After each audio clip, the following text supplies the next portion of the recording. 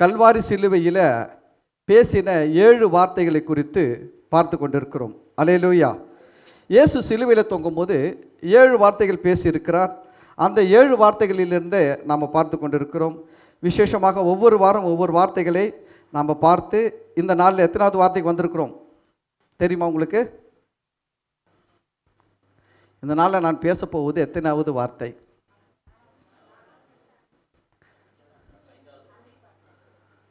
5, 4, 3, 2, 1. 5வது வார்த்தை பேச போகிறேன். ஆமென். எதுக்கு கேட்டேன்னா, நீங்கள் எவ்வளோ தூரம் என்னை பின்தொடர்ந்து வருகிறீர்கள் அப்படின்றத நான் தெரிஞ்சுக்கிறதுக்கு தான் கேட்டேன். இதெல்லாம் ரொம்ப முக்கியம். சர்ச்சில் என்ன பண்ணுறார் பாஸ்டரு, அதை கவனிக்கணும். ஏதோ போனோம் வந்தோம் ஒரு 2 ஹவர் அப்படி இல்லை, என்ன பேசுகிறாரு அதெல்லாம் கவனிக்கணும். அந்த வார்த்தை எனக்கு என்ன செய்யும், என் வாழ்க்கையில் எப்படி நடக்கும், கர்த்தர் இந்த வார்த்தைகள் மூலமாக எனக்கு என்ன சொல்ல விரும்புகிறார், இதெல்லாம் நம்ம கொஞ்சம் யோசிச்சுன்னு உட்காரணும். ஓகேங்களா? இயேசு சிலுவையில் இருந்து பேசின 5வது வார்த்தைக்கு நிறைய போகலாம். எடுத்துக்கொள்ளுங்கள். யோவான் 19வது அதிகாரம் 28வது வசனம். யோவான் 19வது அதிகாரம் 28, 29 2 வசனங்கள் வாசித்து நாம் அதிலிருந்து போகலாம். அதன் பின்பு எல்லாம் முடிந்தது என்று இயேசு அறிந்து வேத வாக்கியம் நிறைவேறத்தக்கதாக தாகமாயிருக்கிறேன் என்றார். காடி நிறைந்த பாத்திரம் அங்கே வைக்கப்பட்டிருந்தது. அவர்கள் கடற்காளானை காடியிலே தோய்த்து ஈசோப்பு தண்டில் மாட்டி அவர் வாயினிடத்தில் நீட்டி கொடுத்தார்கள். அல்லேலூயா, அல்லேலூயா. இயேசு சிலுவையில் பேசிய 5வது வார்த்தை, நான் தாகமாயிருக்கிறேன். என்ன பேசினாரு? தாகமாயிருக்கிறேன். நான் இந்த வார்த்தைகளை வாசிக்கும்பொழுது நான் யோசித்தது என்னென்னா, சிலுவையில் இந்த வார்த்தையை யாருமே சொல்லியிருக்க மாட்டாங்க. ஏன்னா சிலுவையில் ஆணி அடிக்கப்பட்டு தொங்கி கொண்டு இருக்கிறவன் எதை சொல்லுவான் தெரியுங்களா? என்ன பேசுவான் தெரியுமா? வலிக்குது வலிக்குது, ஐயையோ ஐயையோ அப்படின்னு தான் சொல்லுவான். ஆனால் இயேசு வித்தியாசமாக பேசுகிறாரு. அதுதான் அந்த குரல். உலகத்தின் குரல் வேற, ஆவிக்குரியவர்களுடைய குரல் வேற.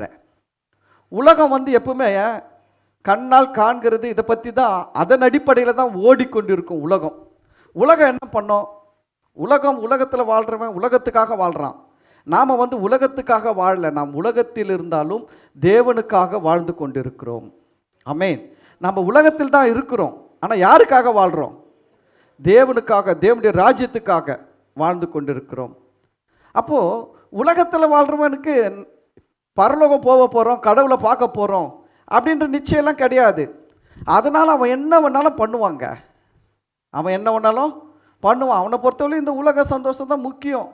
அவன் குடிப்பான், வெறிப்பான், எல்லாம் பண்ணுவான். அவனை பொறுத்தவரை செத்த பிறகு என்ன இருக்குது? ஒன்றும் வரப்போகிறது கிடையாது. இருக்கிற வரைக்கும் அனுபவி ராஜா அனுபவி, செத்த பிறகு நரகத்தில் போய் அனுபவி ராஜா, அங்கே அனுபவி தான். அது வேற அனுபவி, இது வேற அனுபவி. புரியுதுங்களா?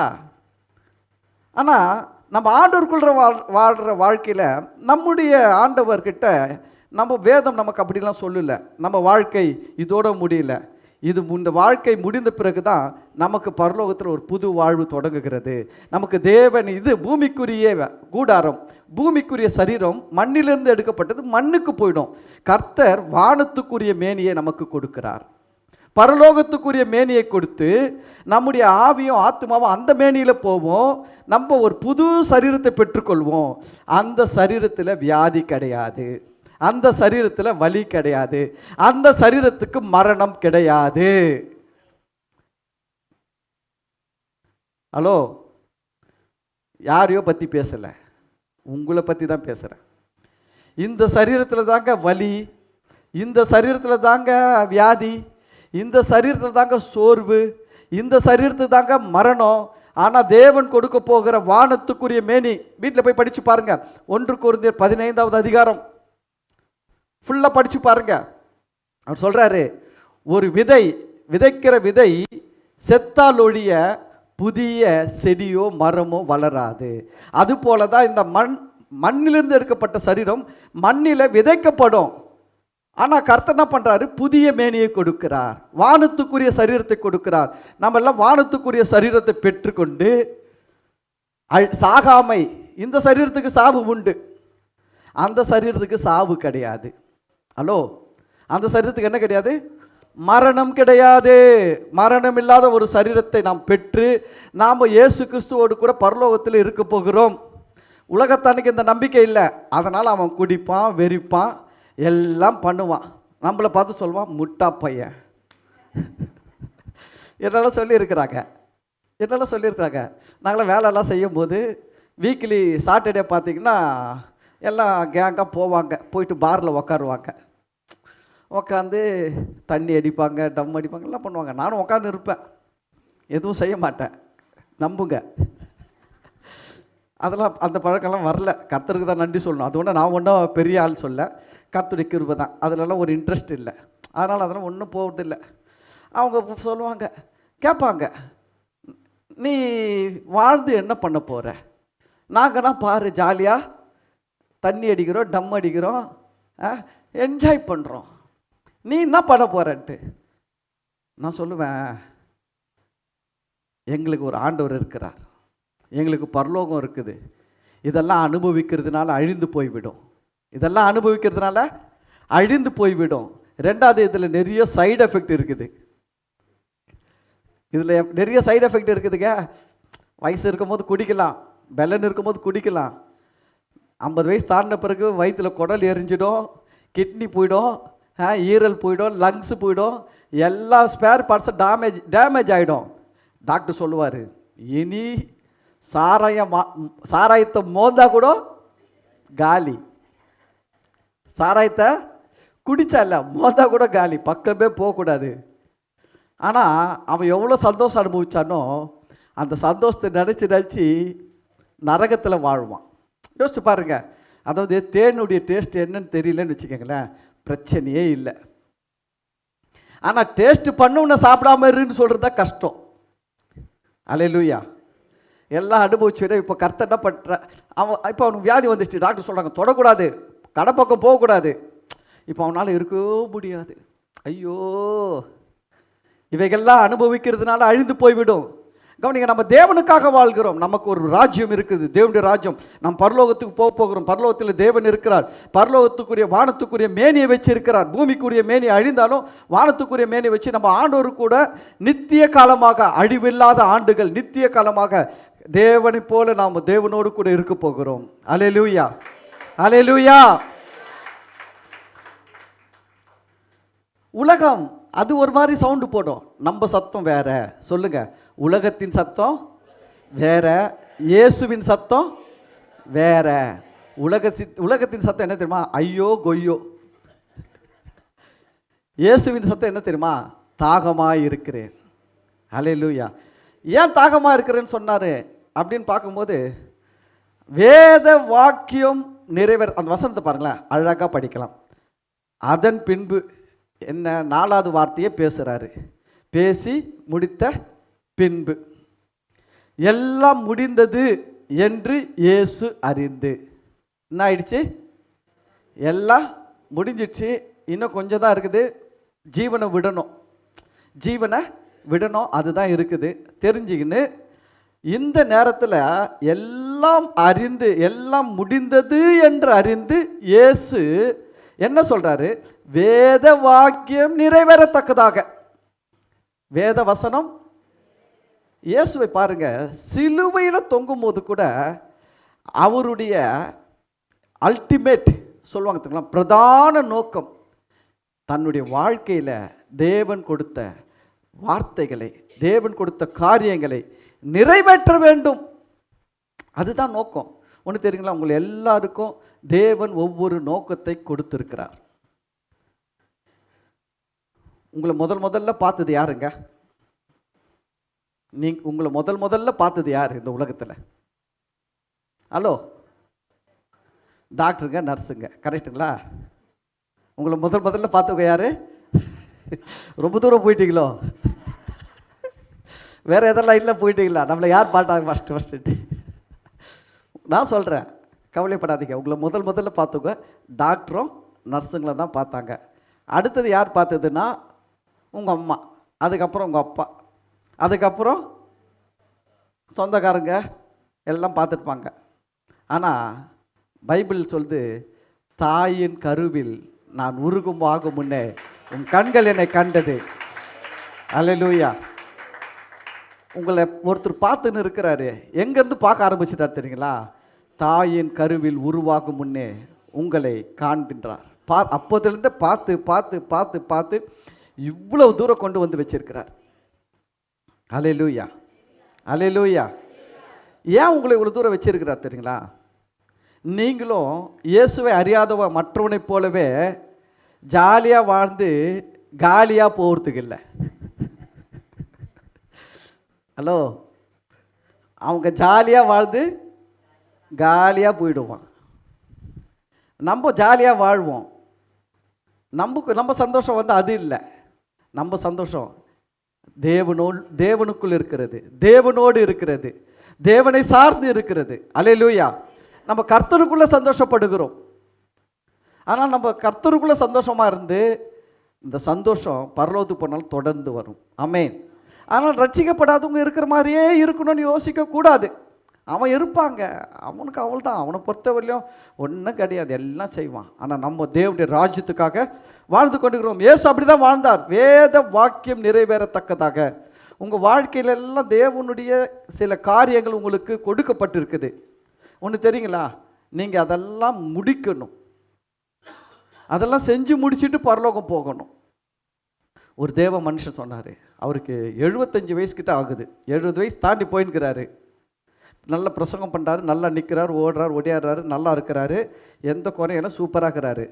அவர் சொல்கிறாரு, நான் ஆண்டவர்கிட்ட போகும்போது ஆண்டவர் என்ன கேட்கக்கூடாது, நீ இதை செஞ்சு முடிக்கல, அதை செஞ்சு முடிக்கல, நான் உனக்காக வச்சிருந்தேன் அப்படின்னு சொல்லக்கூடாது. அவர் ஒவ்வொரு நாளும் ஜெபிக்கிறாராம், ஆண்டவரே நீர் எனக்கு என்னெல்லாம் செய்யணும்னு வச்சுருக்கிறீங்களோ அதையெல்லாம் நான் செஞ்சு முடிச்சுட்டு ஒன்று கூட பெண்டிங் வச்சுட்டு வரக்கூடாது.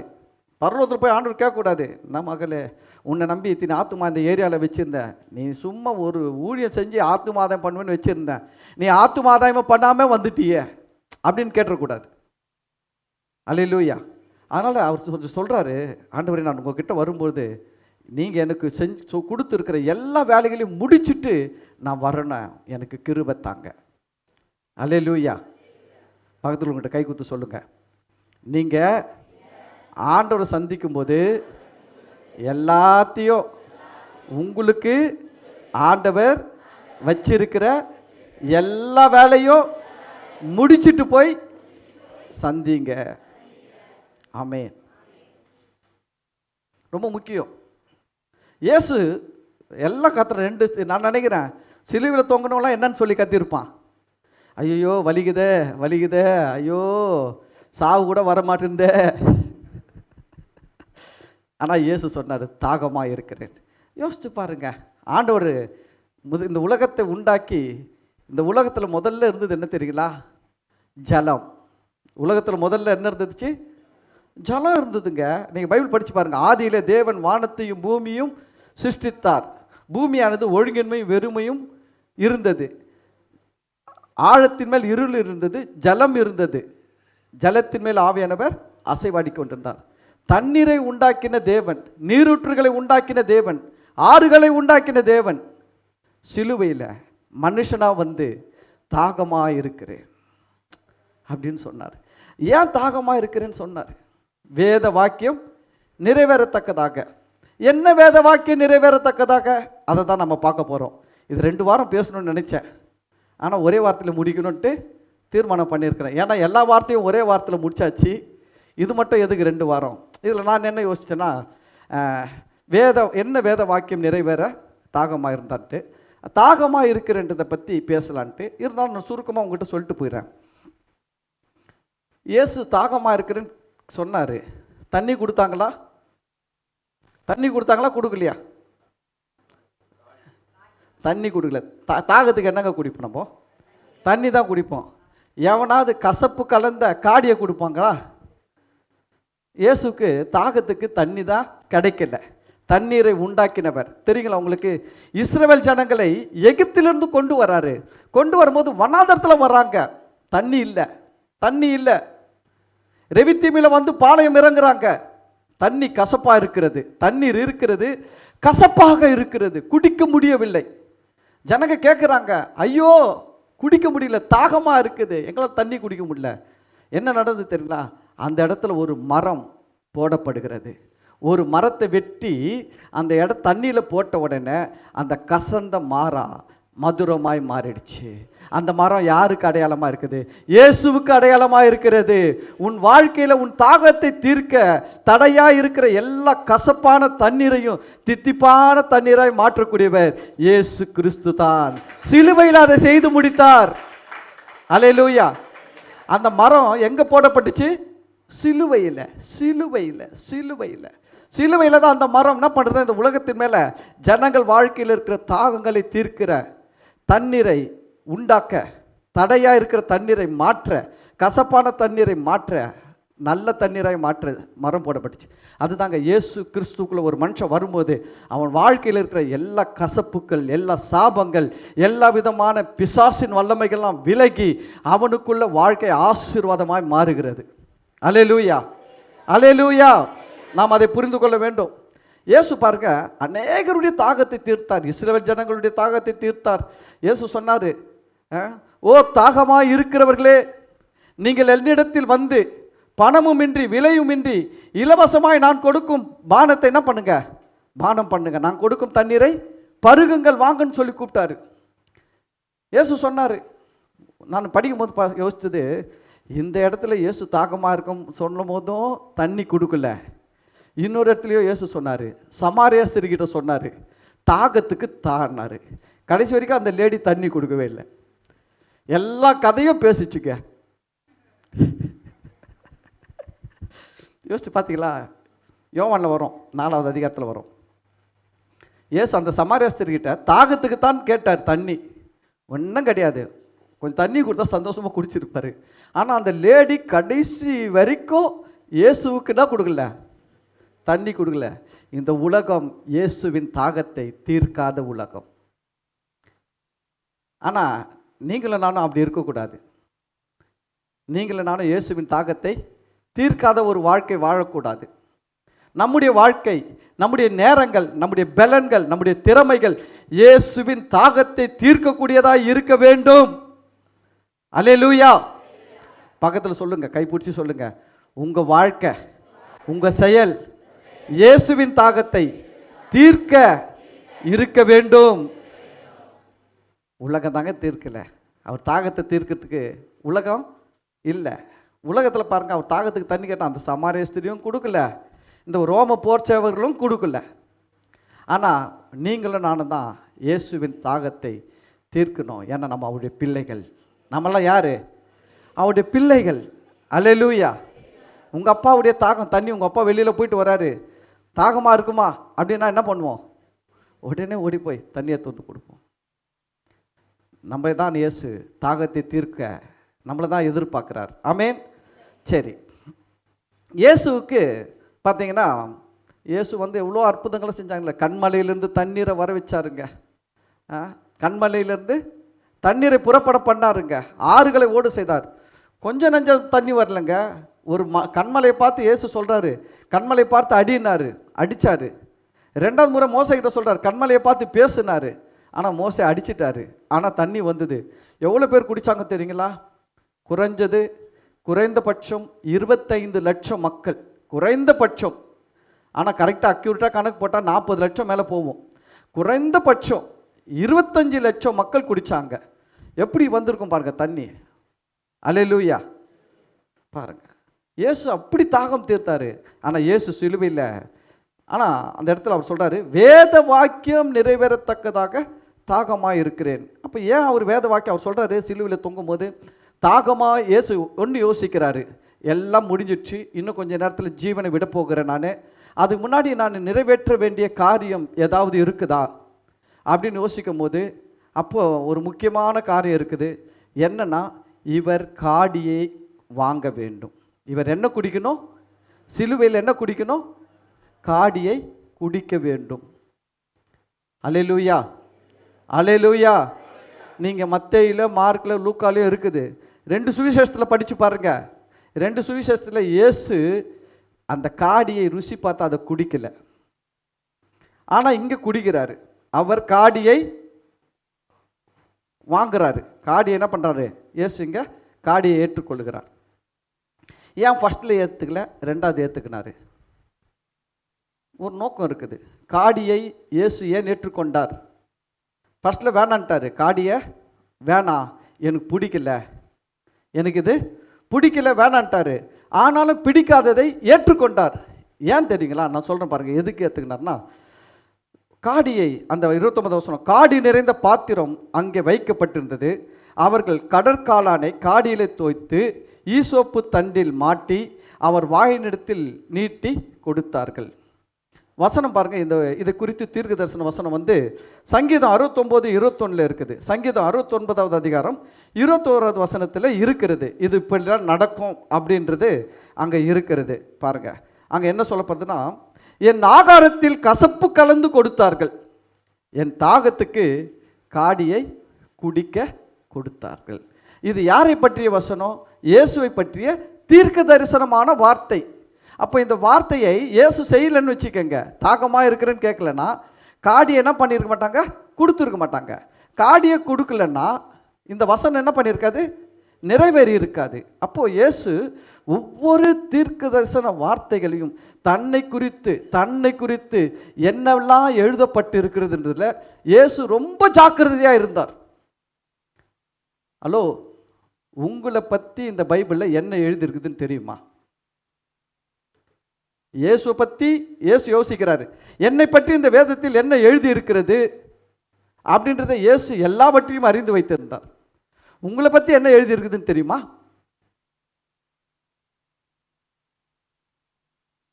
நிறைய எழுதி இருக்குது. உங்களை பற்றி நிறைய எழுதி இருக்குது. நான் பேசுகிறேன், வருஷம் கணக்கில் பேசுவேன். ஒரு நாளில் பேச முடியாது, வருஷம் கணக்கில் பேசுவேன். உங்களை பற்றி என்ன எழுதிருக்குமா? அவருடைய நாமத்தின் மேல் விசுவாசம் உள்ளவராய் அவரை ஏற்றுக்கொண்டவர்கள் எத்தனை பேர்களோ அத்தனை பேர்களும் தேவனுடைய பிள்ளைகளாகும்படி அதிகாரம் கொடுத்தார். உங்களை பற்றி என்ன எழுதிருக்குது? நீங்கள் தேவனுடைய பிள்ளைகள் என்று எழுதி இருக்கிறது. யோசிச்சிருக்கிறீங்களா? ஒவ்வொரு நாளும் வேலைக்கு போகிறீங்க, வர்றீங்க, சாப்பிட்றீங்க, தூங்குறீங்க, என்னென்னமோ ஃபீலிங்ஸ் இருக்குது உடம்புல, மனசில். நான் தேவனுடைய பிள்ளைன்றது நல்லா ஸ்ட்ராங்காக இருக்குதா? எங்கே போனாலும் நான் சொல்கிறேன், உலகத்திலே இருக்கிற அதிகாரத்திலேயே பெரிய அதிகாரம் எதுன்னு கேட்டிங்கன்னா பிள்ளை. அதுதான் பெரிய அதிகாரம், அதான் பிக்கஸ்ட் அத்தாரிட்டி, கிரேட் அத்தாரிட்டி. அதுதான் பெரிய அதிகாரம். யோசிச்சு பாருங்க, ஒரு கம்பெனி இருக்குது, ஒரு பெரிய கம்பெனி இருக்குது. கம்பெனியில் பார்த்தீங்கன்னா வேலை செய்கிறவங்க இருப்பாங்க, பெரிய ஓனருக்கு கீழே அவங்க இவங்க எத்தனையோ மேனேஜர் இருப்பாங்க, ஜாயிண்ட் மேனேஜர் இருப்பாங்க, அவங்க இவங்க நிறைய பேர் இருப்பாங்க. எல்லாரும் பெரிய பெரிய படி படிச்சிருப்பாங்க. ஆனால் அவங்க எல்லாருக்கும் இல்லாத அதிகாரம் யாருக்கு இருக்குதுன்னா அந்த ஓனுடைய பையனுக்கு. அவன் ரொம்ப படித்தே இருக்க மாட்டான், அவன் ஒன்றுமே காலேஜுக்கு ஒழுங்காக போக மாட்டான், ஒழுங்காக படிச்சிருக்க மாட்டான், ஒரு டிகிரி கூட ஒழுங்காக வாங்குறதுக்கு தடுமாறி கூட வாங்கி வந்திருப்பான். ஆனால் அந்த பிள்ளைன்ற அதிகாரம் எவ்வளோ பவர்ஃபுல்லாக இருக்குதுன்னா இவங்க எல்லாரை விட இவனை மேலே தூக்கின்னு போயிடும். பிள்ளைன்ற அதிகாரம் இவனை எங்கே தூக்கின்னு போயிடும்? மேலே தூக்கின்னு போயிடும். ஓனர் அவருக்கு அர்த்தப்படி அந்த நாற்காலியில் யாரை உட்கார வைப்பார்? இவர் மாணிக்கம் 10 டிகிரி வாங்கி வச்சுக்கிறாரு, அதனால் கம்பெனி எப்படி ஆக்கிடலாம், நான் ஆக்கிறேன் அப்படியே சொல்லுவார். என் பையன் ஒரே டிகிரி தான் வாங்கியிருக்கிறான், அவன் வேணாம். இல்லைங்க, அவன் ஒரே ஒரு டிகிரி வாங்கியிருந்தாலும் அவன் என் பிள்ளை. அந்த பிள்ளைன்ற அதிகாரம் அவனை உயர்த்தி விடும். நான் சொல்கிறேன், நீங்கள்லாம் யாருங்க? ஹலோ, நீங்கள்லாம் யாரு?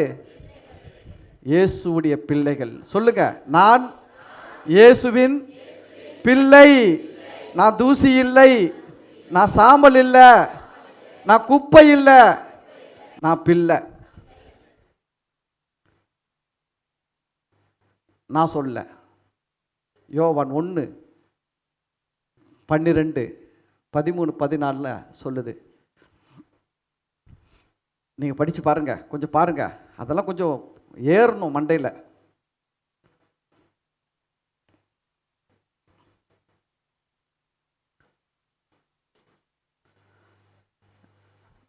12 யோவான் 1வது அதிகாரம் 12வது வசனம்.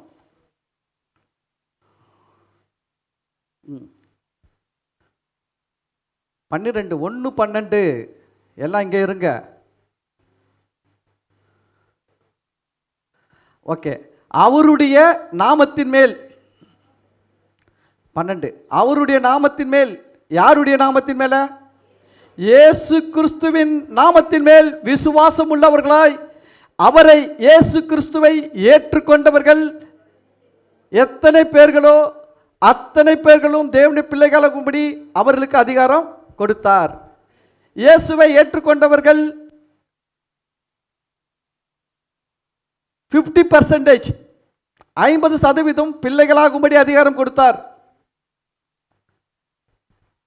ஹலோ, இயேசுவை ஏற்றுக்கணுங்க, ஒரு 50% தான் பிள்ளைகளாகும்படி அதிகாரம் கொடுத்துருக்கிறார். அப்படியே எழுதியிருக்குது. 25 75 எவ்வளோ? அத்தனை 100 சென்டம் சொல்லுங்க. 100%. யாரெல்லாம் இயேசுவை ஏற்றுக்கொண்டார்களோ அத்தனை பேர்களும் தேவனுடைய பிள்ளைகளாகும்படி அதிகாரம் கொடுத்து விட்டார். நீங்கள் தேவனுடைய பிள்ளைகள். நீங்கள் ஆபிரகாம் அல்ல. பழைய ஏற்பாட்டில் எலியா, எலிசா, எசேக்கியேல், எரேமியா எல்லாம் தேவனுடைய ஊழியக்காரர்கள். புதிய ஏற்பாட்டில் இயேசுவின் ரத்தத்தினால் கழுவப்பட்டு மீட்கப்பட்ட நீங்கள் தேவனுடைய பிள்ளைகள். அல்லேலூயா. நீங்க நல்லா இருக்கணும்னா உங்க மனசுல இது பதியணும். நீங்க இன்னும் எலியாவின் ஆவி, எலிசாவின் ஆவி, எரேமியாவின் ஆவி, எசேக்கியேலின் ஆவி, ஏசாயாவின் ஆவி, நீங்கள் கிறிஸ்துவின் ஆவியை உடையவர்கள். அல்லேலூயா. உங்களுக்குள்ள என்ன ஆவி இருக்குது? கிறிஸ்துவின் ஆவி. சொல்லுங்க, எனக்குள்ள கிறிஸ்துவின் ஆவி இருக்குது. நான் தேவனுடைய பிள்ளை. இந்த உலகம் யாருது? இந்த உலகம் யாருது? எங்க அப்பாவுதெல்லாம் எனக்கு சொந்தம். ஆமென். இது சாயங்காலம் வாங்க, இதோட நல்லா பேசுகிறேன். இந்த சப்ஜெக்ட் ஓரியன்டாக இருக்குது. சாயங்காலம் தலைப்பு என்னன்னா, எனக்காக எல்லாம் எனக்காக. அவன் பாடி வச்சுட்டு போய்க்கிறாங்க, உனக்காக எல்லாம் உனக்காக. அப்பா பாடி இருக்கிறார் உங்களை பார்த்து, உனக்காக எல்லாம் உனக்காக தான். ஆனால் நீங்கள் இன்னும் ஆபிரகாம், ஈசாக்கு, யாக்கோபு அந்த லெவலில் நிற்கிறீங்க. நீங்கள் பழைய ஏற்பாட்டு ஊழியர்கள் பார்த்தீங்கன்னா, பழைய ஏற்பாட்டில் எவ்வளோ பேர் இருந்தாங்க, யாரும் தேவனை பிதாவேன்னு சொல்லலை. ஆனால் புதிய ஏற்பாட்டில் வசனம் சொல்லுகிறது. ரோமரில் 8வது அதிகாரத்தில் நீங்கள் படிக்கும்பொழுது 18வது வசனத்திலிருந்து படிக்கும்பொழுது அங்கே வருது பாருங்க, அவர் அப்பா பிதாவே என்று கூப்பிட பண்ணுகிற புத்திர சுவிகாரத்தின் ஆவியை நமக்கு கொடுத்ததினாலே. நமக்கு என்ன ஆவியை கொடுத்துக்கிறாரா? அவர் அப்பா பிதாவன்ட்டு. பழைய ஏற்பாட்டில் நீங்கள் போய் ஆபிரகாம் கிட்ட சொல்லி பாருங்க, ஆபிரகாம் ஐயா அவர் அப்பான்னு சொல்லுங்க. அவர் உன்னதமான தேவன், உயர்ந்த தேவன், வல்லமையுள்ள தேவன். நான் சொல்ல தகுதி இல்லை, நான் ஒரு தூசி, நான் குப்பை, நான் சாம்பல். கரெக்ட். ஆனால் புதிய ஏற்பாட்டில் நீங்கள் ஊழியக்காரர்கள் அல்ல, நீங்கள் பிள்ளைகள். அந்த மைண்டில் நல்லா ஏற்றுக்கங்க. அடிக்கடி யோசிங்க, உட்காந்து நீங்கள் தியானிக்கணும். வசனம் சொல்லி பாருங்க, கர்த்தருடைய வேதத்தில் இரவும் பகலும் தியானமாக இருக்கிற மனுஷன் பாக்கியவான். என்ன தியானிக்கணும்? மெடிடேஷன். தியானம்னா என்ன? மெடிடேஷன். என்ன மெடிடேஷன் பண்ணணும்? என்னென்ன வியாதி வருது, என்னென்ன அழிவு வருது, என்னென்ன நாசமோசம் வருது, எப்படிலாம் மக்கள் கஷ்டப்பட்டு கொண்டிருக்கிறார்கள், மக்கள் எப்படிலாம் செத்து கொண்டிருக்கிறார்கள், அதை யோசிக்கக்கூடாதுங்க. நான் தேவனுடைய பிள்ளையாய் இருப்பதினால தேவன் எனக்கு என்னெல்லாம் செய்ய போகிறார், அப்படி கொஞ்சம் யோசிச்சு பாருங்க. கற்பனையில் கொஞ்சம் மிதக்குங்க. பக்கத்தில் பார்த்து சொல்லுங்க, கற்பனையில் கொஞ்சம் மிதக்குங்க. இதுதான் தியானம். நீங்கள் கற்பனையில் மிதக்கிறது தான் தியானம். சில பேர் சொல்லுவாங்க பாருங்க, கற்பனையிலே வாழ்றான் பாவ. ஆனால் உண்மையில கற்பனையிலே வாழுன்னு சொல்றது யாரை தெரியுமா? உங்களை தான். கர்த்தருடைய வேதத்தில் இரவும் பகலும் தியானமாயிருக்கிற மனுஷன் பாக்கியவான். அவன் நீர்க்கால்களின் ஓரத்தில் நடப்பட்டு தன் காலத்தில் தன் கனியை தந்து இலையுதிராதிருக்கிற மரத்தை போல் இருப்பான். அவன் செய்வதெல்லாம் வாய்க்கும். எவ்வளோ சூப்பராக சொல்கிறேன். அங்கே வசனம் பார்த்தீங்கன்னா, நீர்கால்களின் ஓரத்தில். நல்லா கவனிங்க. உங்களை கர்த்தருடைய வேதத்தில் தியானமாக இருக்கிறவனை எங்கே எடுத்துகிட்டு போய் வைக்கிறாராம்? கவனிங்க. உங்களை நீங்கள் ஒரு மரம் மாதிரி, உங்களை எடுத்துகிட்டு போய் எங்கே வைக்கிறாராம்? நீர்கால்களின் ஓரத்தில். எங்கே வைக்கிறாரு? நீர்கால்கள்னா என்ன தெரியுங்களா? ஊற்று. ஒரு ஊற்று பக்கத்தில் வைக்கலங்க, நிறைய ஊற்று இருக்கிற இடத்துல போய் வைக்கிறாராம். அப்போ அந்த மரம் எப்படி இருக்கும்? செழிப்பாக இருக்குங்க. ஒரு மரத்தை நீர்கால்கள், நீர்கால் கிடையாது, நீர்கால்கள் ப்ளூரல், பல நீர்கால்கள் இருக்கிற இடத்துல ஒரு மரத்தை எடுத்து போய் வைக்கிறாராம். ஏன்னா ஒரு ஊற்றில் தண்ணி கம்மியானா கூட இந்த மரம் எப்பவுமே பசுமையாக இருக்கணும், இந்த மரம் எப்பவுமே செழுமையாக இருக்கணும். அதுக்காக ஏன் அங்கே எடுத்து போய் வைக்கிறாராம்? யாரை பற்றி அப்படி யாரை வைக்கிறார்னா, கர்த்தருடைய வேதத்தில் தியானமாக இருக்கிறவர்கள். கர்த்தருடைய வேதத்தில் நான் உங்களுக்கு என்ன சொல்கிறேன்னா, அவருடைய நாமத்தின் மேல் விசுவாசம் உள்ளவர்களாய் அவரை ஏற்றுக்கொண்ட அத்தனை பேர்களும் தேவனுடைய பிள்ளைகளாகும்படி அதிகாரம் கொடுத்திருக்கிறார். நான் தேவனுடைய பிள்ளை, அதில் தியானமாக இருங்க. எப்படி இருக்கணும்? நான் தேவனுடைய பிள்ளை, அதில் தியானமாக இருங்க. வேறு எதுவும் வேணாங்க. புலியை பார்த்து பூனை என்ன பண்ணக்கூடாது? சூடு போட்டுக்க கூடாது. புலி தான், பூனை தான். அல்லேலூயா சொல்லுங்க. என்னதான் நான் 2 நாளைக்கு முன்னாடி சோஷியல் மீடியாவில் ஒன்று பார்த்தேன். ஒரு நாயை பிடிச்சி புலி மாதிரி டிசைன் வரைஞ்சி விட்டு, அந்த நாய் ரோட்டில் அசால்ட்டாக நடந்து போகுது. எல்லாரும் பார்த்து பயப்படுறாங்க, ஒரு செகண்ட் பயந்துடுறான். ஆனால் அதுக்கு என்னதான் டிசைன் வரைஞ்சி விட்டாலும் ஆட்டிடியூடு டாகுடைய ஆட்டிடியூட் தான். புலி டிசைன் வரைஞ்சாலும் அதோடைய ஆட்டிடியூட் என்ன? புலி மாதிரி உருமோ? அது கத்துட்டா எப்படி கத்தோம்? நாய் மாதிரி தாங்க கத்தோம். என்னதான் புலி டிசைன் போட்டாலும் புலி மாதிரி உரும முடியாது, நாய் மாதிரி தான் குறைக்கும் இல்லையா? அப்போ யோசிச்சு பாருங்க. நீங்க பிள்ளைகள். நீங்க யாரு? பிள்ளைகள். பழைய ஏற்பாட்டில் இருந்தவங்க ஊழியர்கள், ஊழியக்காரர்கள். நீங்க பிள்ளைகள். அந்த ஸ்தானத்தில் வாழுங்க. நல்லா தியானிங்க. உட்காந்து காலையில் ஜெபம் பண்ணுங்க, நல்லா யோசிங்க, கொஞ்சம் டைம் எடுத்து. நான் தேவனுடைய பிள்ளையாக இருக்கிறேன். உங்கள் பிள்ளைக்கு நீங்கள் என்னெல்லாம் செய்யணும்னு நினைக்கிறீங்களோ செய்யுங்க. அதெல்லாம் செஞ்சு முடித்த பிறகு சொல்லுங்கள், என் பிள்ளைக்கே நான் இதை செஞ்சேன்னா எங்கள் அப்பாவுக்கு நான் பிள்ளையாக இருக்கிறேன். எங்கள் அப்பா எனக்கு இதை விட நிறைய செய்வார், அதிகம் செய்வார், நல்லா வைப்பார். நான் என் பிள்ளைய நல்லா வைக்கணும்னு நினைக்கும் போது எங்கள் அப்பா என்னை நல்லா தான் வைப்பார். என் பிள்ளைய நான் பத்திரமா பார்க்கணும்னு நினைக்கும் போது எங்கள் அப்பா என்னை பத்திரமா தான் பார்த்துப்பார். ஹலோ, இது நிறைய பேசலாம். உங்களை பற்றி என்ன எழுதி இருக்குதுன்னு பற்றி பேசுகிறேன். நீங்கள் நீதிமான்கள், அது தெரியுமா உங்களுக்கு? நீங்கள்லாம் யாரு? தப்பு பாஸ்டர், பாவம் செய்யாத மனுஷன் இல்லையே. மனுஷனாக இருக்கிறவன் என்ன பண்ணுறான்? பாவம் பண்ணுறான். நாங்கள் பாவி பாஸ்டர். எங்களை போய் என்ன சொல்லிட்டீங்க? நீதிமான் சொல்லிட்டீங்களே. ஏன் நானெல்லாம் பண்ணிட்டு வந்துடுறேன் தெரியுமா? சிம்பிளாக ஒன்று சொல்கிறேன். ஒரு கலெக்டர் இருக்கிறாரு ஒரு வீட்டில். ஒரு கலெக்டர், அவர் பெரிய கலெக்டர், அந்த ஜில்லாக்கே அவர் தான் கலெக்டர். ஒரு நாள் ஒருத்தர் பார்க்க வந்தாராம். கலெக்டரை பார்க்க வந்தால் வெளியில் ஒரு தோட்டக்காரர் வேலை செஞ்சுருக்கிறாரு. இவர் வந்து அந்த தோட்டக்காரர்கிட்ட, ஏன்பா தோட்டக்காரரை, கலெக்டரை பார்க்க வந்திருக்கிறேன் அப்படின்ட்டு காரில் இருந்து இறங்கி சொன்னாராம். இவர் காரில் வந்து இறங்கியிருக்காரு. இறங்கி சொன்னாராம், கலெக்டரை பார்க்க வந்துடும், போய் சொல்லுப்பான்ட்டு. சரிங்க சார், நீங்கள் அந்த ரிசப்ஷனில் உட்காருங்க, அந்த வெயிட்டிங் ஹாலில் உட்காருங்க, நான் போயிட்டு சொல்கிறேன்னு சொல்லிட்டு இவர் உள்ளே போயிட்டு கொஞ்ச நேரம் கழிச்சு கலெக்டர் வந்தாராம். யார் கலெக்டர்னு பார்த்தா இவர் தான் கலெக்டர். ஹலோ, யார் கலெக்டரு? தோட்டக்காரர் தான் கலெக்டரு. இவர் கலெக்டரா தோட்டக்காரரா? இவர் கலெக்டர் தாங்க. சில நேரத்தில் தோட்டக்கார வேலையெல்லாம் செஞ்சுட்டு வருவார். நீங்கள் நீதிமான் தான், ஆனால் சில நேரத்தில் பாவி வேலையெல்லாம் செஞ்சுட்டு வந்துடுவீங்க. அதனால் நீங்கள் பாவி கிடையாதுங்க, நீதிமான். ஏன்னா இயேசுவின் ரத்தத்தினாலே நாம் கழுவப்பட்டு நீதிமான்களாக்கப்பட்டு இருக்கிறோம், பரிசுத்தமாக்கப்பட்டு இருக்கிறோம்.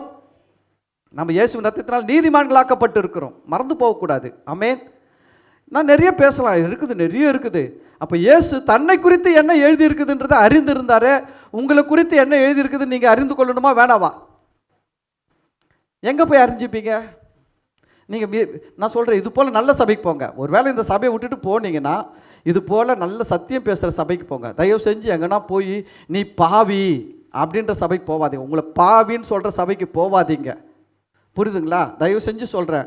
நீ என்ன பெரிய இதுவா, நீ பாவி, நீ என்னென்ன பண்ண, வாரம் வந்து நீ செஞ்சதை உன்னுடைய தவறெல்லாம் பேசுகிற சபைக்கு போகாதீங்க. ஏன்னா அங்கே சத்தியம் பேசப்படலை, அங்கே வந்து வேற பேசின்னு இருக்கிறாங்க. உங்களுக்கு பிள்ளைன்னு தெரியல, போதிக்கிற பாஸ்டருக்கு தெரியல நீங்கள் பிள்ளைன்ட்டு. போதிக்கிற பாஸ்டர் அவருக்கு தெரியல நான் தேவனுடைய பிள்ளையாக இருக்கிறேன், நான் இயேசுவின் ரத்தத்தினால் கழுவப்பட்டிருக்கிறேன், இயேசுவின் ரத்தத்தினால் மீட்கப்பட்டிருக்கிறேன், இயேசுவின் ரத்தத்தினால் பரிசுத்தமாக்கப்பட்டிருக்கிறேன், இயேசுவின் நீதி எனக்கு கொடுக்கப்பட்டு இருக்கிறது. அவருக்கே தெரியல.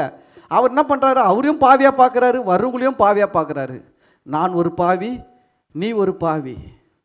அதனால் அவர் பாவி, உங்களை பாவின்னு சொன்னாலும் தயவு செஞ்சு அது மாதிரி எடுத்து போகாதீங்க. நான் சொல்கிறேன், எழுதி கொடுக்குறேன். இன்றைக்கி இருக்கிறத விட பல மடங்கு கீழே போயிடும் வாழ்க்கை, மேலே வரவே முடியாது. ஏன்னா பைபிள் உங்களை சொல்லலைங்க.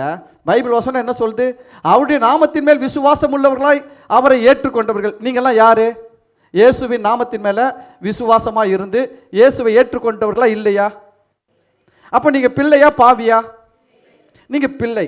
ஒருவேளை தவறு செய்யலாம், கவனிங்க, தவறு செய்யலாம், பாவம் செய்யலாம். ஆனால் நீங்கள் பாவி கிடையாதுங்க, நீங்கள் பிள்ளை. புரியுதுங்களா? நான் சொல்கிறது. அதுவும் நீங்கள் செய்யுங்கன்னு சொல்லலை, நீங்கள் பாவம் செய்யக்கூடாது. ஏன் பாவம் செய்யக்கூடாது சொல்கிறேன். உங்கள் லைஃப்பில் பாவம் செய்யும் போது என்ன நடக்குது தெரியுங்களா? எனக்கு ஆண்டவர் சொன்னது உங்களுக்கு சொல்கிறேன். ஒரு மனுஷன் தவறு செய்யும் போது, பாவம் செய்யும் போது, அவன் வாழ்க்கையில் தேவன் வைத்திருக்கிற நன்மைகள், ஆசீர்வாதங்கள், சில உயர்வுகள்லாம் என்ன ஆயிடுதுன்னா பாஸ் ஆயிடுது. பாஸ் ஆயிடுச்சுன்னா அது உங்களுக்கு பாஸ் ஆகாது. புரியல? படிச்சவங்களுக்கு தெரியும். பாஸ் ஆயிடுச்சுன்னா பாஸ் ஆகாது.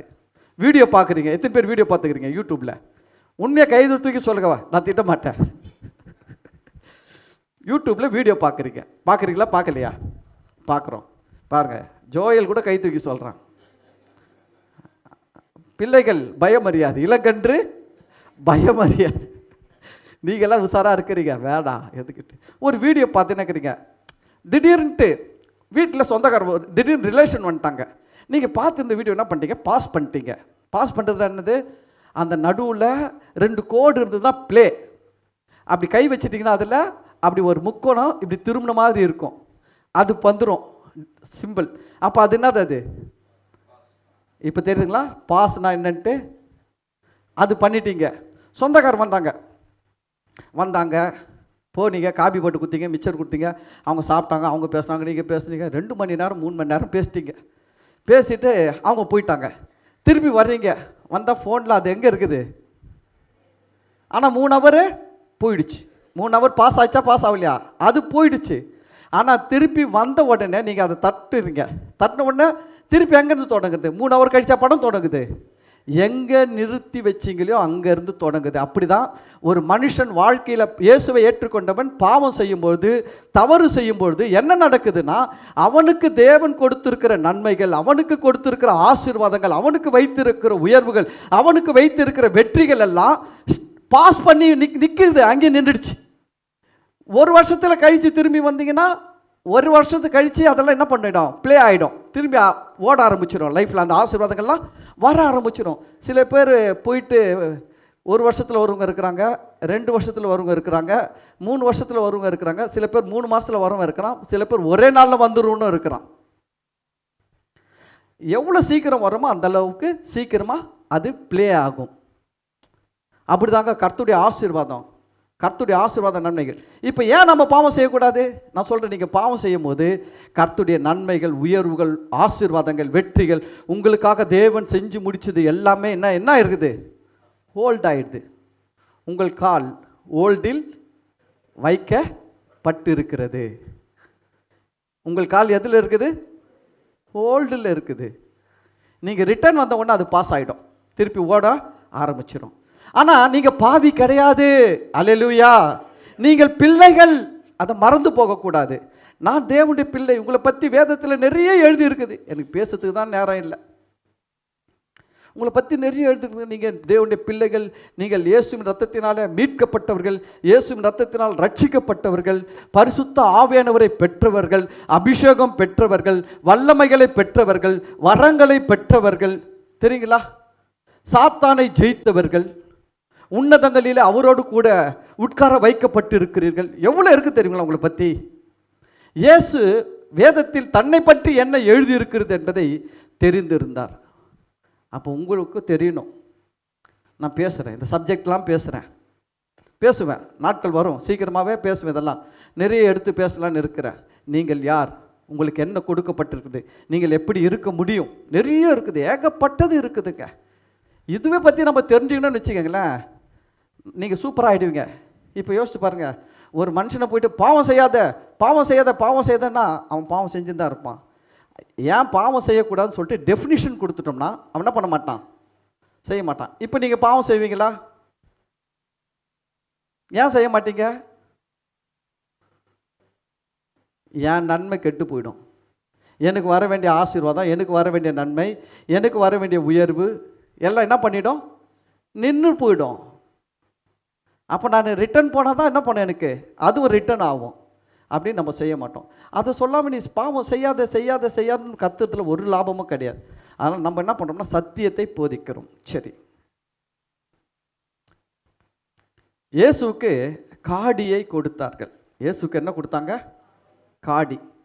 ஏன் காடியை கொடுத்தாங்க யோசிச்சு பாருங்க. இயேசு ஏன் அந்த காடியையும் குடிச்சாரு?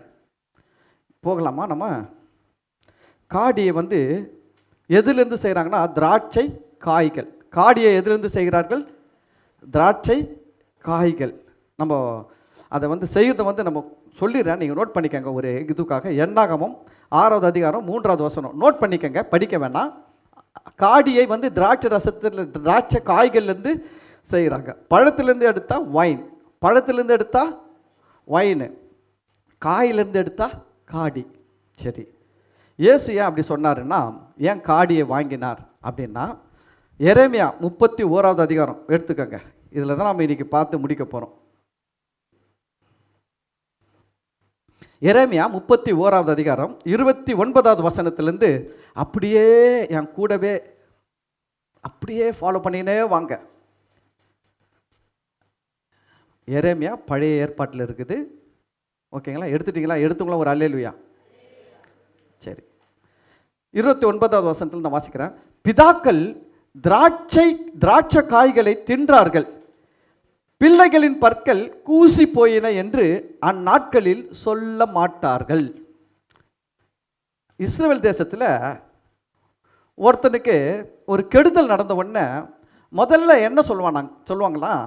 அவங்க அப்பா திராட்சை காய் சாப்பிட்டா பையன் பல்லு கூசுது, பழமொழி சொல்லுவாங்களாம். இஸ்ரவேல் தேசத்தில் பழமொழி சொல்லுவானா, ஒருத்தன் கையை ஒற்றின்னு வந்துட்டான் எங்கேயோ விழுந்து, உடனே என்ன சொல்லுவாங்கன்னா, அவங்க அப்பா திராட்சை காய் சாப்பிட்டான் பையன் பல்லு கூசுது. அப்படின்னா என்னன்னு புரியுதுங்களா? அப்பா செஞ்ச பாவம் பையனை ஆட்டி படைக்குது. இதுதான் பழமொழிக்கு அர்த்தம். அந்த பழமொழிக்கு அர்த்தம் என்னன்னா, அவங்க அப்பா செஞ்ச தவறு, அவங்க அப்பா செஞ்ச பாவம், அவங்க தாத்தா செஞ்ச பாவம், அவங்க கொள்ளு தாத்தா செஞ்ச பாவம் இவன் என்ன பண்ணுது? ஆட்டி படைக்குது. இப்படின்றது இஸ்ரவேல் தேசத்தில் இருந்த பழமொழி, நம்பிக்கை.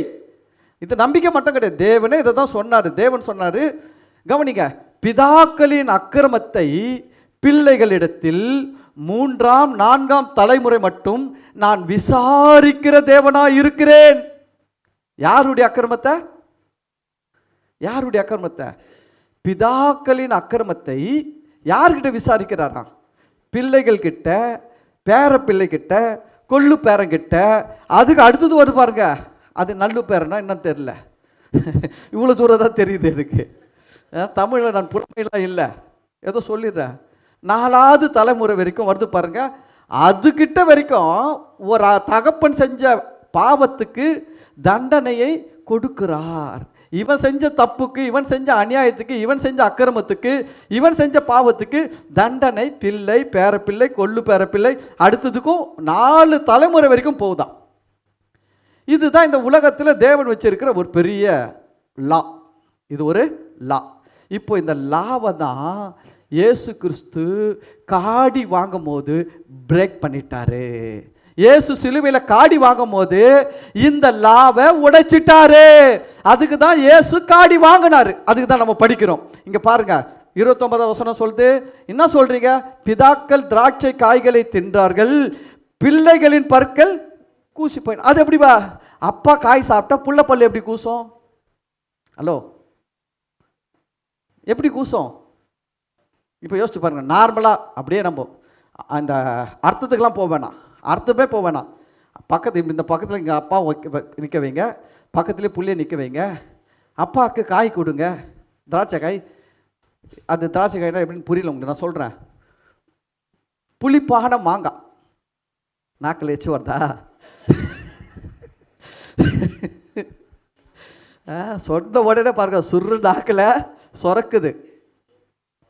புளிப்பான மாங்காய் அப்பா கையில் கொடுங்க, அப்பா சாப்பிட்டோம்.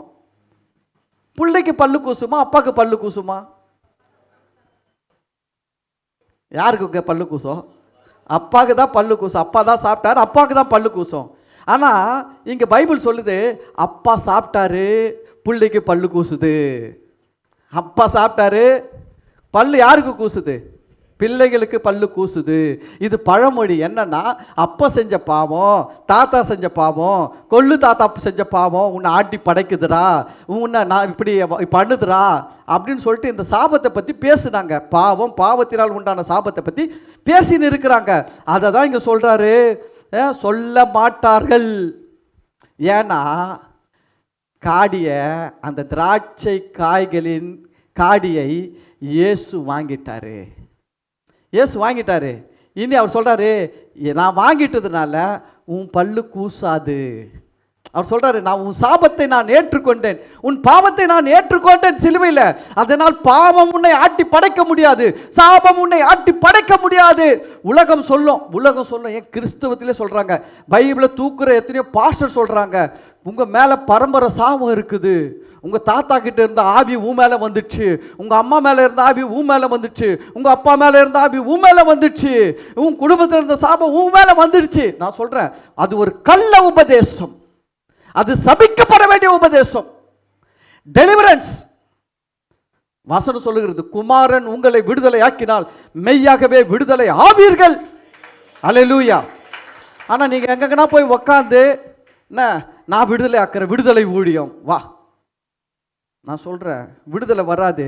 பிசாசு இன்னொரு 4 கயிறை போட்டு கட்டி அனுப்புவான். விடுதலைன்னு ஊழியன்னு சொல்லி கூட்டு போய் 4 கயிறு, ஏற்கனவே ஒரே ஒரு கயிறில் போயிருப்பீங்க, நல்லா ஸ்ட்ராங்காக 4 கயிறை போட்டு அனுப்புவான். என்ன போட்டு அனுப்புவான் தெரியுமா? விடுதலை ஊழியன் போவீங்க, விடுதலை கிடைக்காது. அங்கேருந்து வரும்போது என்ன பண்ணுங்களா, எங்கள் அப்பா என்ன பாவம் செஞ்சானோ தெரியல, எனக்கு இதெல்லாம் நடக்குது கர்த்தாவே, எங்கள் தாத்தா என்ன செஞ்சாருன்னு தெரியல, தோ இந்த பொம்பளை இருக்கிறாள் எங்கள் அம்மா, இவன் என்ன பாவம் செஞ்சா தெரியல, என் குடும்பம் இப்படி சீரழியுது.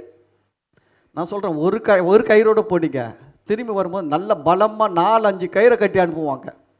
ஆனால் பேர் என்னது? விடுதலை ஊழியம். நான் சொல்கிறேன், இது விடுதலை ஊழியமே கிடையாது. இது மாதிரி ஆளுங்க நடத்தாமல் சும்மா இருந்தாலுமே மக்களுக்கு ஆசீர்வாதம். இவங்களாம் நடத்ததை விட சும்மா இருந்தாலுமே ஆசீர்வாதம். கட்டவிழ்க்கிற ஊழியம். சத்தியத்தையும் அறிவீர்கள், சத்தியம் உங்களை விடுதலையாக்கும். நான் சொல்றேங்க, எந்த பாஸ்டரும் உங்களை விடுதலை ஆக்க முடியாது. இயேசு சொன்ன வார்த்தைகளை நீங்கள் அறிந்து கொள்ள அந்த சத்தியம் உங்களை விடுதலை ஆக்கும். அல்லேலூயா. சர்ச்சினா என்ன நினைச்சீங்க? மேஜிக் ஷோ நடத்துறது சர்ச்சு கிடையாது. இப்படி கை வச்சு இந்த பக்கம் 4 பேர், அது அபிஷேகம், அந்த மனுஷன் மேல இருக்கிற அபிஷேகம். அது கொஞ்ச நேரம் வேலை செய்யும். அப்படி போனீங்கன்னா ஒன்றும் இருக்காது. உள்ளே இருக்கிற வரைக்கும் தான் ஆச்சா போச்சான்னு இருக்கும், வெளில போனால் எல்லாம் போச்சான்னு போயிடும்.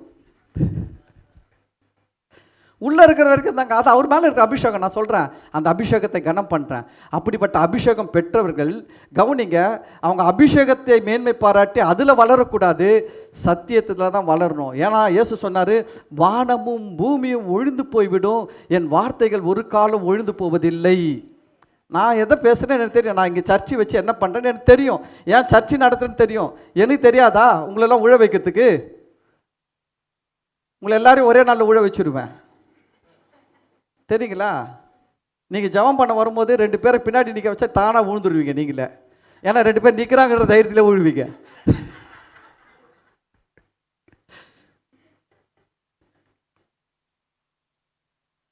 எல்லா டெக்னிக்கும் தெரியுங்க. ஆனால் நான் அதெல்லாம் செஞ்சேன்னு வச்சுக்கோங்களேன், நான் கர்த்தருடைய ஊழியக்காரனே கிடையாது. கர்த்தருடைய வார்த்தையை போதிக்கிறவன் தான் கர்த்தருடைய ஊழியக்காரன். ஆமென். சரி, அப்போ பாருங்க, அங்கே மக்கள் மேலே என்ன இருந்துச்சுன்னா ஒரு சாபம், பிதாக்களுடைய சாபம் பிள்ளைகள் மேலே இருந்துச்சு. இயேசு சிலுவையில் காடியை வாங்கும்போது என்ன நடந்தது, அந்த வசனத்தை படித்து முடிச்சிடுறேன், டைம் இல்லை, ஒரு 5 நிமிஷம் பொறுத்துங்க. பாருங்க, அவனவன் 30வது வசனம், அவனவன் தன் தன் அக்கிரமத்தின் நிமித்தமே சாவான். எந்த மனுஷன் திராட்சை காய்களை தின்பானோ அவன் பற்களே கூசி போகும். இயேசு சிலுவையில் காடியை வாங்கினதுனால அப்பாவுடைய பாவம், அப்பாவுடைய சாபம், தாத்தாவுடைய பாவம், தாத்தாவுடைய சாபம், அம்மாவுடைய பாவம், அம்மாவுடைய சாபம், பாட்டியுடைய பாவம், பாட்டியுடைய சாபம்லாம் இனி பிள்ளைகளுக்கு கிடையாது. அது முறிக்கப்படுகிறது. இயேசு எதுக்கு தாகமாக இருந்தார்னா, உங்கள் மேல் இருக்கிற சாபங்களை உடைப்பதற்காக, உங்கள் பரம்பரை சாபங்களை எல்லாம் ஒன்றுமில்லாமல் ஆக்குவதற்காக இயேசு தாகமாக இருக்கிறேன்னு சொல்லி கொடுக்கப்பட்ட காடியை வாங்கினார்.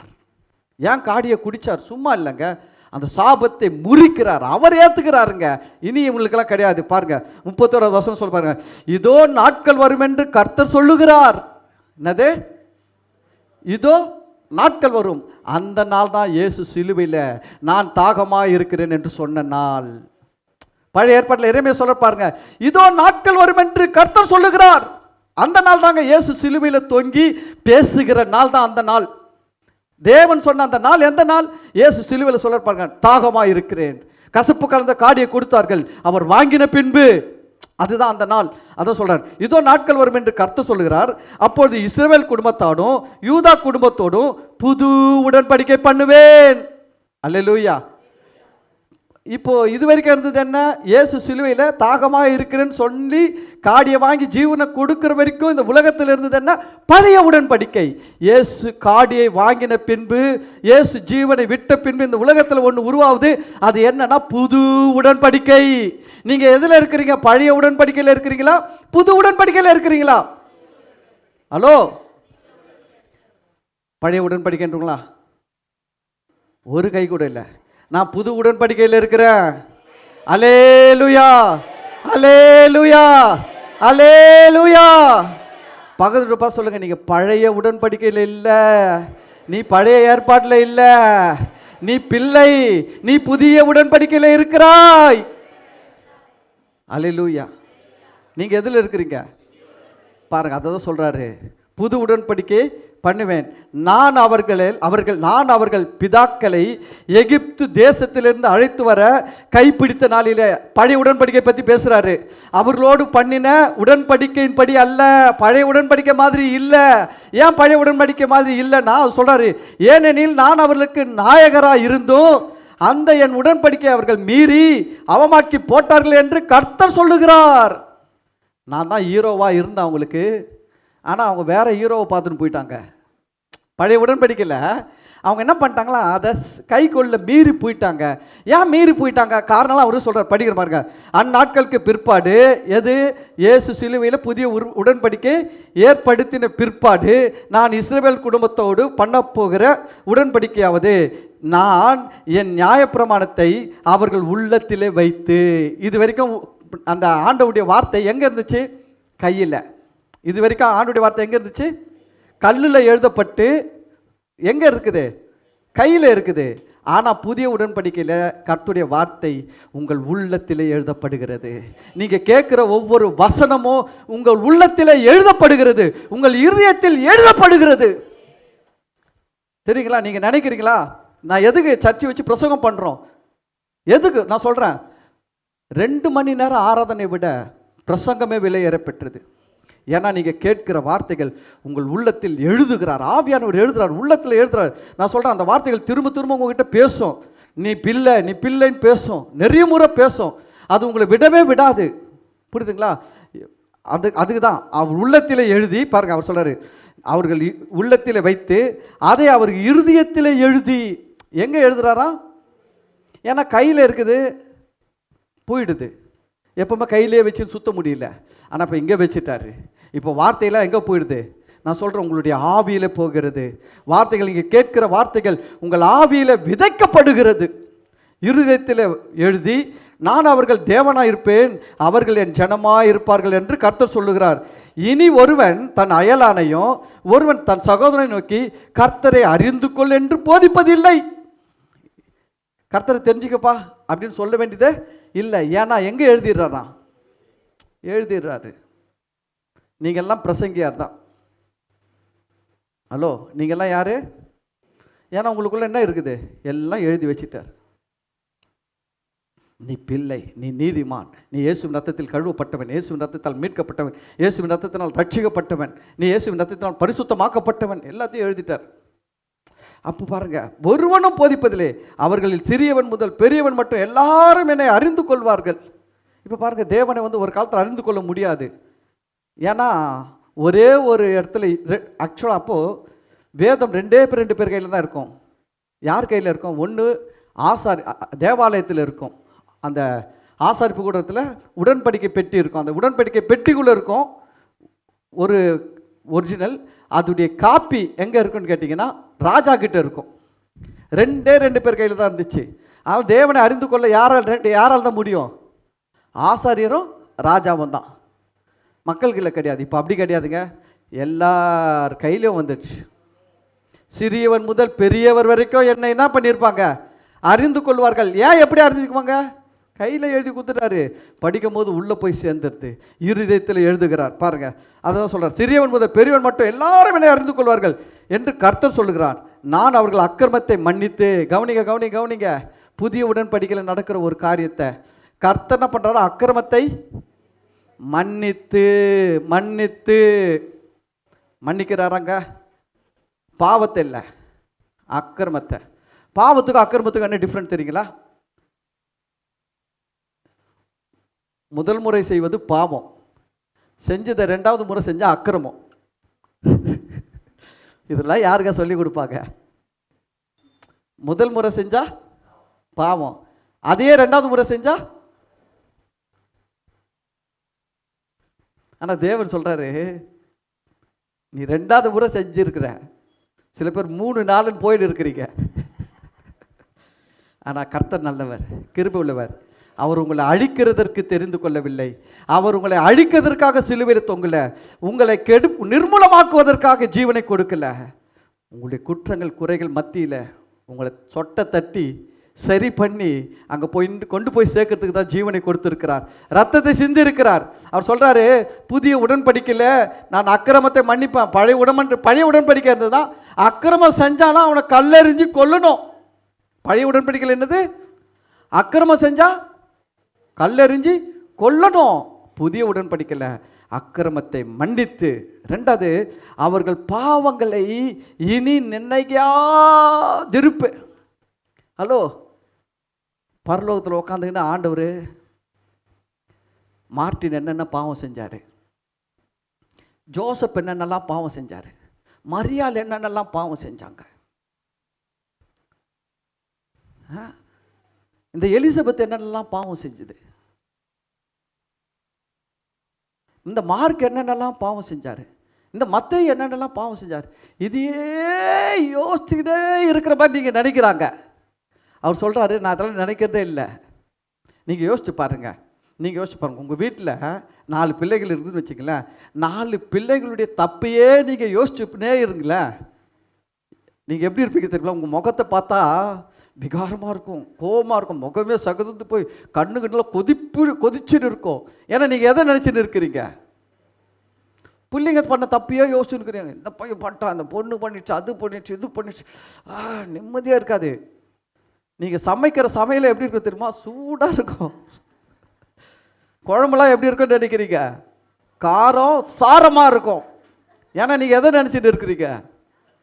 எல்லா தப்பையும் நினச்சிருக்கிறீங்க. கடவுள் அப்படி நினச்சிருந்தார்னா இந்த உலகமே காலி ஆகிடும். அவர் கோவப்பட்டார்னு வச்சுக்கோங்களேன், இந்த உலகமே என்ன பண்ணிடும்? நிற்காது. அதுக்கு தான் அவர் என்ன பண்ணுறாருன்னா, இதெல்லாம் நம்முடைய பாவங்கள் எல்லாம் வசனம் சொல்லுது, உங்கள் பாவங்கள் சிவேர் என்று இருந்தாலும் என்ன பண்ணுவேன், வெண்மையாக்குவேன். ரத்தாம்பர சிவப்பா இருந்தாலும் அதை உறைந்த பனியை போல வெண்மையாக்குவேன், பஞ்சை போல வெண்மையாக்குவேன் சொல்றாரு. உங்கள் பாவங்களை என் முதுகுக்கு பின்னாக நான் எரிந்து விட்டேன். எங்க போட்டாரா? எங்க போட்டாரா? நம்ம என்ன நினைக்கிறோம்னா, அவருக்கு ஒரு புஸ்தகம் வச்சுக்கிறாரு. அந்த புஸ்தகத்தில் மேரின் பேர் எழுதி, மேரி 18ஆம் தேதி மே 18 2024 என்னென்ன பண்ணிச்சு எழுதி வை, 19 என்னென்ன பண்ணிச்சு எழுதி வை, இப்படி எல்லாத்தையும் எழுதி வச்சு அவர் என்ன பண்ணியிருக்கிறார், எல்லாத்தையும் டெய்லி பார்த்து, சரி மேரி கொஞ்சம் நிறைய படிச்சு இன்னைக்கு மேரி தலையை உடைக்கலாம். அதெல்லாம் பழைய உடன்படிக்கைங்க. புதிய உடன்படிக்கையில் என்ன நடந்து தெரியுங்களா? புதிய உடன்படிக்கையில் அவர் உங்கள் அக்கிரமத்தை மன்னித்து உங்கள் பாவங்களை இனி நினைப்பது இல்லை. அல்லேலூயா. ஆனால் நம்ம பாவம் செய்யக்கூடாது. அவர் பாவத்தை நினைக்க மாட்டாருங்க, ஜாலி அப்படின்னு சொல்லக்கூடாது. நீங்கள் பாவம் செஞ்சால் என்ன ஆகிடும்? என்ன ஆகும்? பாஸ் ஆகிடும். பாஸ் ஆக வேண்டியதெல்லாம் பாஸ் ஆகிடும். வர வேண்டிய ஆசீர்வாதங்கள்லாம் என்ன ஆகிடும்? ஓல்டில் ஆகிடும். உங்கள் கால் ஓல்டில் வைக்கப்பட்டுடும். ஜாக்கிரதை. அதுக்காக தான் செய்யக்கூடாது. நம்ம ஆண்டவருக்குள்ளே நல்லா இருக்கணும். புரியுதுங்களா? ஆண்டவர் நிறைய நன்மை கொடுத்துருக்குறாரு, ஆசீர்வாதம் கொடுத்தாரு, எல்லாம் நல்லா கொடுத்தாரு, நல்லா இருக்கணும். அதுக்காக தான் நம்ம பாவம் செய்யக்கூடாது. ஆனால் அதே சமயம் எப்பவுமே ரெண்டு பக்கமும் போகக்கூடாது. ரொம்ப பேலன்ஸாக இருக்கணும். ஒன்று நம்ம மக்கள் போனாங்கன்னா ரொம்ப நான் ஒரு பாவி, நான் ஒரு குப்பை, நான் ஒரு தூசி, நான் ஒன்றும் கிடையாது ஆண்டவரே, ஆண்டவரே நான் பாவியிலும் பிரதான பாவி வந்திருக்கேன். பவுலே சொன்னார், நல்லா படித்து பாருங்க, நான் இருந்தேன்னு சொல்கிறாரு. நான் இயேசுவை சபையை துன்பப்படுத்தும் போது எப்படி இருந்தேன்? பாவிகளில் பிரதான பாவியாக இருந்தேன்னு சொல்கிறாரு. இப்போ நான் பாவின்னு சொல்லல. அவர் சபையை துன்பப்படுத்தும் போது, இயேசுவை அறியாமல் வாழும்போது நான் எப்படிப்பட்டவனாக இருந்தேன்னா பாவிகளிலே பிரதான பாவியா நான். அப்போ அப்படி இருந்தையா, இப்போ அப்படி இல்லைன்னு தான் சொல்கிறாரு. நல்லா படிக்கணும் பைபிளை. சும்மா பவுலே பிரதான பாவின்னு சொன்னார், ஆனால் நான் த கிரேட் கிரேட் கிரேட் சின்னர் அப்படின்னு சொல்லக்கூடாது. இயேசு புதிய உடன்படிக்கையில் ஏன் திராட்சை ரசத்தை வாங்கினார், திராட்சை காடியை வாங்கினார்னா, அந்த காடியை ஏன் வாங்கினார்னா, நம்முடைய பாவங்களை சாபங்களை எல்லாம் அவர் நினைப்பது இல்லை. அல்லேலூயா. இயேசு 5வது வார்த்தையை ஏன் பேசினார்ட்டு நான் பேசிட்டேன். தாகமாக இருக்கிறேன்னு சொன்னார். வேத வாக்கியம் நிறைவேறத்தக்கதாக. ஏன் காடியை வாங்கினார் சொல்லிட்டு பேசிட்டேன். சிலுவையில் உங்களுக்கு இதெல்லாம் நடந்திருக்குதுன்னு சொல்லியிருக்கிறேன். அப்போ நீங்கள் இனி எப்படி இருக்க போகிறீங்க? தேவனுடைய பிள்ளைகளாக இருங்க. நீங்கள் எப்படி இருக்கணும் நான் சொல்கிறேன் கேளுங்களேன். நீங்கள் நான் தேவனுடைய பிள்ளை பிள்ளை பிள்ளை தியானிக்க நான் சொல்கிறேன், நான் உங்களுக்கு பிரசங்கம் பண்ண வேண்டிய அவசியமே கிடையாது. இந்த பாவத்தை செய்யாத, அந்த பாவத்தை செய்யாதுன்னு சொல்லிட்டு நீங்களே அதெல்லாம் நீங்கள் நிறுத்துதெல்லாம் இல்லை. அதுவே உங்களை விட்டு ஓடி போயிடும். அதுவே ஓடிப்போம். உங்கள் பாவம் உங்களை விட்டு ஓடி போயிடும். தெரியுமா உங்களுக்கு? நீங்கள் நல்ல சத்தியத்தெல்லாம் கேட்க கேட்க கேட்க நீங்கள் பாவத்தை தள்ள வேணாங்க, நீங்கள் பாவத்தை நீங்கள் துரத்த வேணாங்க, அதுவே ஓடி போயிடும். ஒரு ரூமு, கிச்சன் தான் சிறந்த உதாரணம். முடிச்சிடுறேன். கிச்சனு லைட்லாம் ஆஃப் பண்ணி வச்சா உள்ள கர்ப்பம்பூச்சா மேய்ஞ்சிக்கின்னு இருக்கும். லைட் ஆஃப் பண்ணி வச்சா கர்ப்பம்பூச்சியா என்ன பண்ணியிருக்கோம்? மேய்ஞ்சிக்கிட்டு இருக்கும். அது பாட்டுன்னு எங்கெங்கேயோ சுற்றின்னு கிடக்கும் பண்ணியிருக்கோம். கவனிங்க, எத்தனை பேர் அந்த இருட்டில் நுழைஞ்சி ஒரு கர்ப்பாம்பூச்சா பூச்சி நசுக்கி சாகடிக்கிறீங்க. சாகடிக்க முடியுமா? முடியாது. என்ன பண்ணுறீங்க? வந்த உடனே லைட்டை தான் போடுறீங்க, எல்லாம் ஓடி போய் ஒழிஞ்சிக்குது. நான் சொல்கிறேன், லைட்டை போடுங்க. நான் தேவனுடைய பிள்ளைன்ற லைட்டை போடுங்க. நான் இயேசுவின் ரத்தத்தினால் கழுவப்பட்டவன்ற லைட்டை போடுங்க. நான் இயேசுவின் ரத்தத்தினால் மீட்கப்பட்டவன்ற லைட்டை போடுங்க. நான் இயேசுவின் ரத்தத்தினால் கழுவப்பட்டு மீட்கப்பட்டு பரிசுத்தமாக்கப்பட்டவன்ற லைட்டை போடுங்க. நான் இயேசுவின் ரத்தத்தினால் நீதிமானாக்கப்பட்டவன்ற லைட்டை போடுங்க. நான் சொல்கிற பாவம் பாவம் பாவம் உங்களை விட்டு அது ஓடி போயிடும். அல்லேலூயா, அல்லேலூயா. சொல்லுங்க, லைட்டை போடுங்க. பக்கத்தில் கூட பார்த்து சொல்லுங்க, லைட்டை போடு, கரப்பாம்பூச்சி ஓடிடும். லைட்டை போடாமல் பிடிக்க முடியாது. அல்லேலூயா, அல்லேலூயா. ஓகே, நாம் எல்லாரும் எழுந்துட்டு இருப்போம்.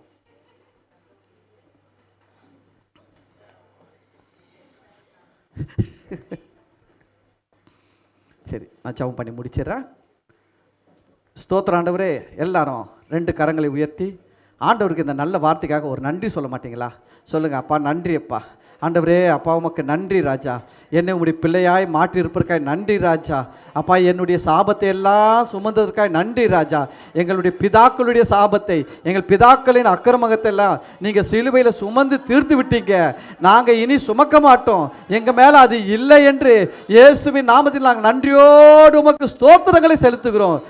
ஒரு கரங்களை தட்டி ஆண்டவருக்கு நன்றி சொல்லுங்க. எங்கள் அப்பாவுடைய சாபம், எங்கள் அம்மாவுடைய சாபம், எங்கள் குடும்ப சாபம், எங்கள் பரம்பரை சாபம் எனக்கு இல்ல. இயேசு சிலுவையில் காடியை வாங்கிட்டாரு. என் பல்லு கூசாது, என் பல்லு கூசாது, என் பல்லு கூசாது.